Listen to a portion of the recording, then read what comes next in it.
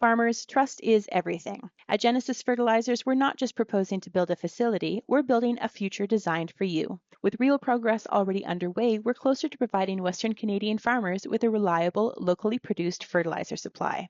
Now is the time to take control of your farm's future. Learn more at genesisfertilizers.com/credibility.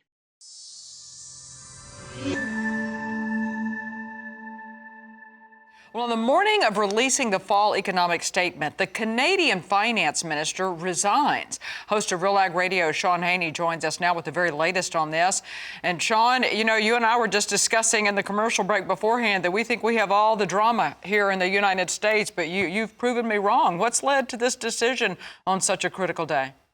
Yeah, listen, America, you don't have ownership over all political drama. We have our own here in Canada as well. So big news on the morning, as you said, of the fall economic statement being released this afternoon.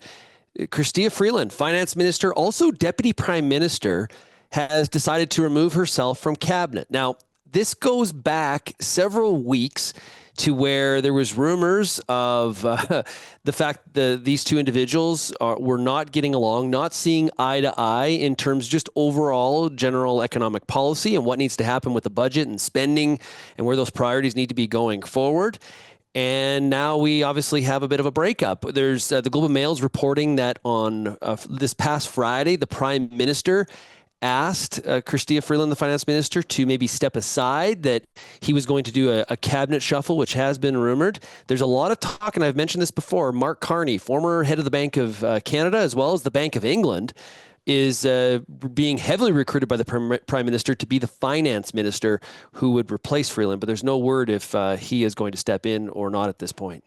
All right, well, that is some interesting turn of events here. So what happens now with the release of the fall economic statement?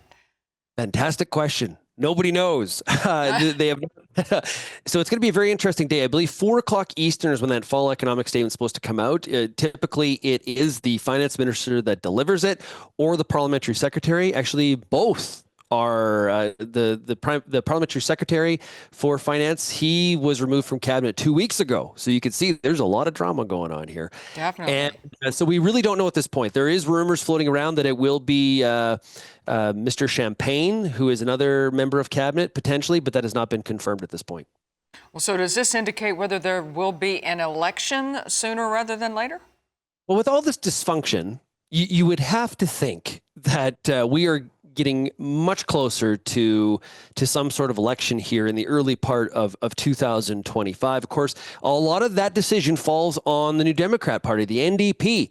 They have enough seats to basically, if there was a non-confidence vote and they voted with the Conservatives, for example, the government would fall and we would have an election shortly after. Of course, we have to have an election by October of next year. But I think Canadians are starting to ask, like, at some point, you're not getting anything done in the House.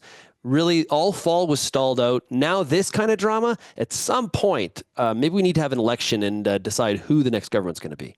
Right. Well, we'll keep an eye on that. That's host of Real Ag Radio, Sean Haney. Appreciate that update.